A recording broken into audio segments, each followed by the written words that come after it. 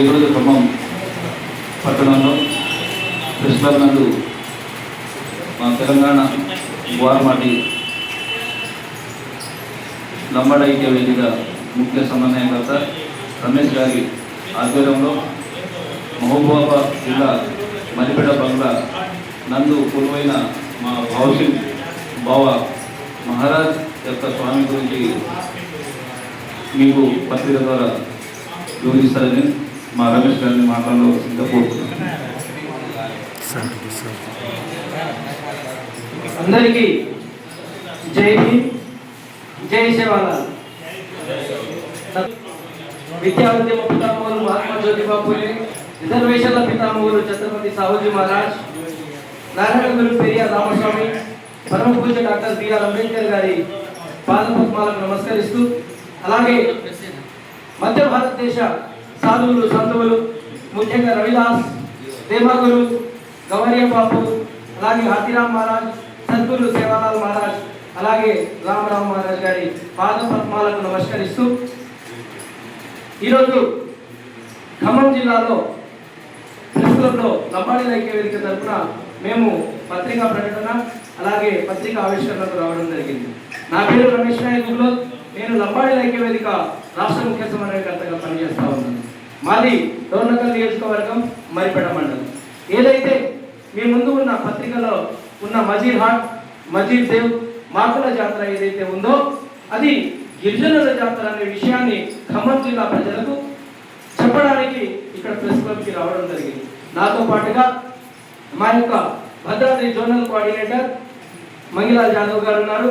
అలాగే రాష్ట్ర భావోజన సంఘం సెక్రటరీ సీతారాం గారు, అలాగే రాష్ట్ర అడ్వకేట్ల సంఘం లంబాడి ఐక్య వేదిక హరి గారు, అలాగే బ్లూ ఇండియా పార్టీ రాష్ట్ర నాయకులు లింగన్న గారు, అలాగే హరినాయక్ గారు, అలాగే మా యొక్క పాలేరు నియోజకవర్గ అధ్యక్షులు శోభన్ నాయక్ గారు, అలాగే మణిమాల బాయి గారు ఖమ్మం అడ్వకేట్ల సంఘం నుంచి ఇక్కడికి రావడం జరిగింది.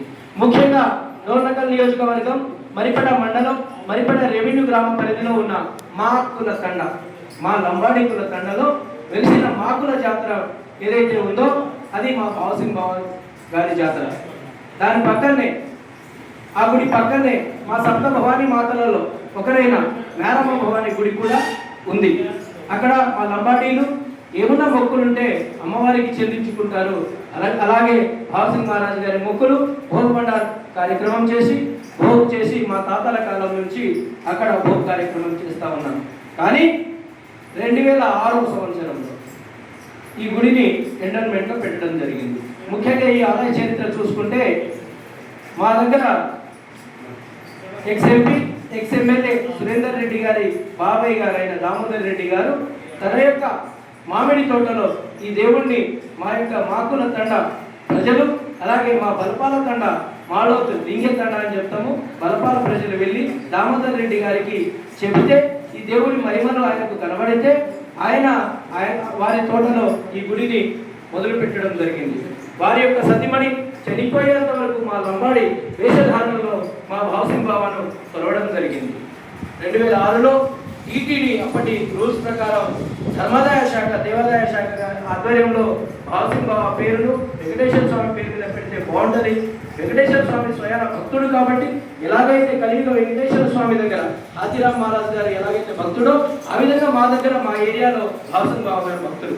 అలాగే మా యొక్క రంగుండ ఏరియా అంటే నాగార్జున సాగర్ ఏరియాలో మన యొక్క వెంకటేశ్వర స్వామి భక్తులు మా దునియా బాబు అని చెప్తాం.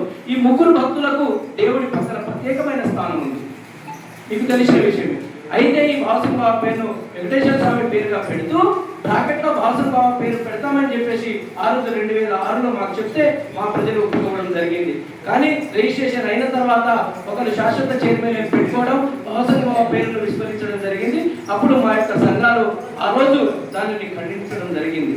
కానీ ఈ రోజు వరకు మళ్ళా మా యొక్క ప్రజలు భౌసింగ్ బావగానే కొలుస్తూ ఉంటారు, భౌసింగ్ బావగానే కార్యక్రమం చేస్తూ ఉంటారు. అలాగే పక్కనే చిన్న గుడి ఉండేది మేరమ్మ భవానీ గుడి. 2006లో restoration of Venkateswara Swamy temple అయిన తర్వాత 6 సంవత్సరాలు దేవాదాయ ధర్మాదాయ శాఖ వారు అలాగే ఊరి వారు దాన్ని పట్టించుకోకుంటే 2012లో రైల్వే ఎంప్లాయ్ అయిన IRTS మా యొక్క కృష్ణానాయక్ గారు ఉద్యోగులను ఆర్గనైజ్ చేసి దాదాపు 5 లక్షల రూపాయల సిజిఎఫ్ ఫండ్ తీసుకొని సిజిఎఫ్ ఫండ్ను దేవాదాయ ధర్మాదాయ శాఖకు కట్టి ప్రపోజల్స్ తీసుకొచ్చి మీరు ఆలయానికి సంబంధించిన ప్రొసీడింగ్ స్టార్ట్ చేసుకోండి, భూమి పూజ చేసుకోండి అని ఆర్డర్ మాకు వస్తే ఆ రోజు కూడా అక్కడి బుచ్చిరెడ్డి ఆధ్వర్యంలో, రంగారెడ్డి ఆధ్వర్యంలో ఆ రోజు వచ్చిన ముఖ్య అతిథి ఎవరైతే చిన్నజీయర్ స్వామి ఉన్నారో ఆ యొక్క సభా కార్యక్రమాన్ని వాళ్ళు అడ్డుకోవడం జరిగింది. మా యొక్క గుడి అక్కడ కట్టడం వాళ్ళకి ఇష్టం లేదు. మా యొక్క మేరమయ్యాడి పేరు మీద, మేరమ్మ భవాని పేరు మీద ఏదైతే మేము గుడి 5 లక్షల రూపాయలు కట్టి గుడి పూజ చేస్తున్నామో దాన్ని వాళ్ళు అడ్డుకున్నారు. చిన్నజీయర స్వామి వస్తున్నప్పుడు పెట్టిన మా మున్సిపాలిటీ మరిపేట మున్సిపాలిటీలో పెట్టిన బ్యానర్లను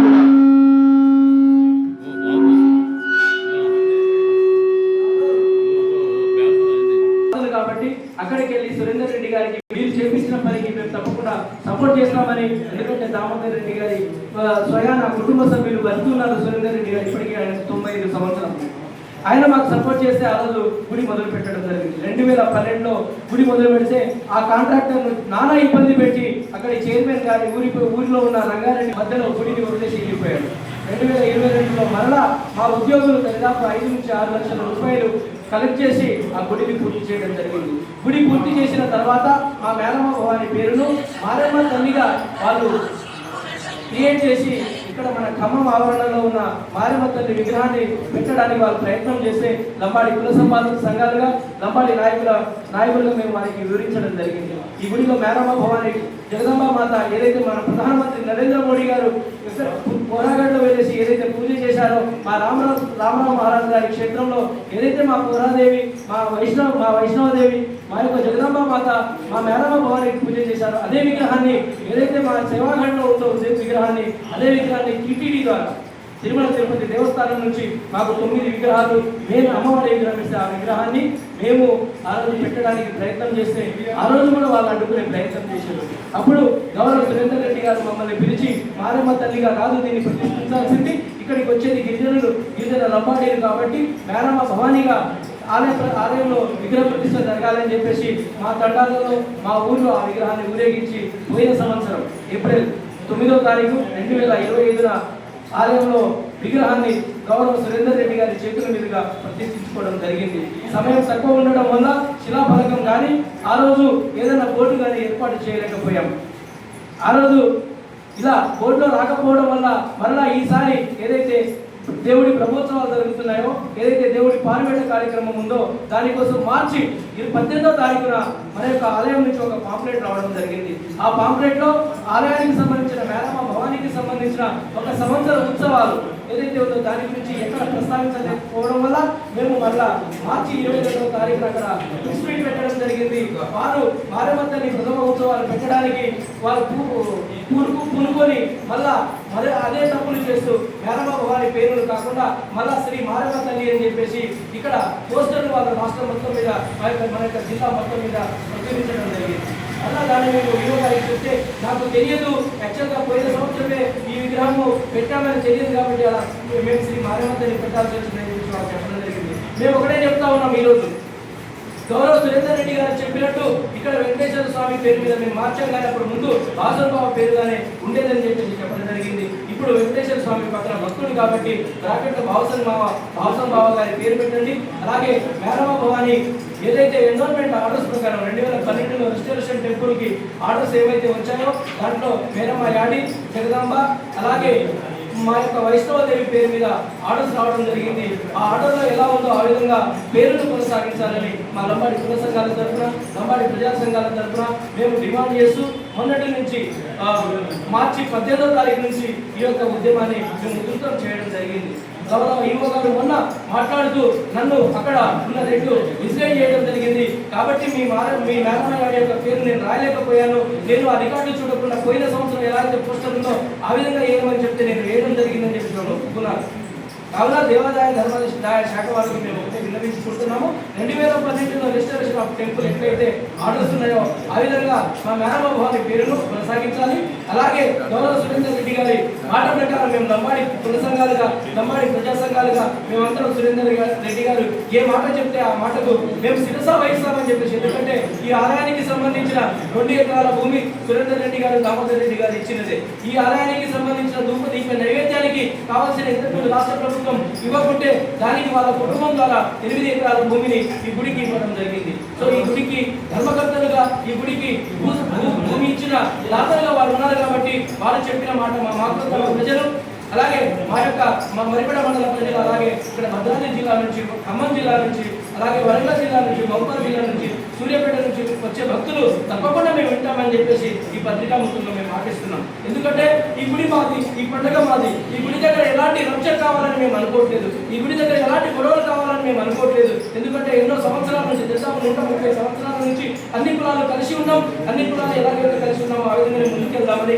ఈ పత్రికా ముఖ్యంగా నేను తెలియజేస్తున్నాను. అలాగే అధికారులకు కానీ, మా యొక్క వరంగల్ అసిస్టెంట్ ఏదైతే దేవాదాయ కమిషనర్ గారు ఉన్నారో వాళ్ళకి కానీ, రాష్ట్ర కమిషనర్ గానీ మేము చెప్పేది వస్తారు కాబట్టి ఎవరి మనోభావాలు దెబ్బతినకూడదు. అందరూ వెంకటేశ్వర స్వామి గుడితో అక్కడికి వస్తున్నారు కాబట్టి ఆ పేరు అలాగే కొనసాగించండి. పక్కన మా లంబాడీలు కూడా వస్తారు కాబట్టి హౌసింగ్ బాబు పేరు కొనసాగించాలని మేము లంబాడీ మేము విన్నవించుకుంటాం. అలాగే మిగతా ప్రజలు నోరు తిరగక మా మేరమ్మ భవాని పేరు రాక, మా చంద్రమ్మ భవాని పేరు రాక వాళ్ళు శ్రీ మారమ్మ తల్లి అని పిలుచుకుంటారు. పిలవండి, మాకు ఇట్లాంటి అభ్యంతరం లేదు. కానీ మేము ఎలాగైతే పిలుస్తామో మేరమ్మ భవాని పేరు మీదుగా అలాగే పేరును గుడి మీద రాయించాలని చెప్పేసి మేము డిమాండ్ చేస్తున్నాం. అలాగే భూదాతలు ఈ గుడికి సంబంధించిన అన్నిటికీ ధర్మకర్తలుగా ఉన్న మా యొక్క సురేందర్ రెడ్డి గారి పేర్లను, వారి యొక్క కుటుంబ పేర్లను, అలాగే భూమి ఇచ్చి గుడి కట్టించిన మన యొక్క దామోదర్ రెడ్డి గారి పేర్లను శిలాఫలకాల మీద పెట్టించాలనే డిమాండ్తో మేము ముందుకెళ్తున్నాం. ఆ విధంగా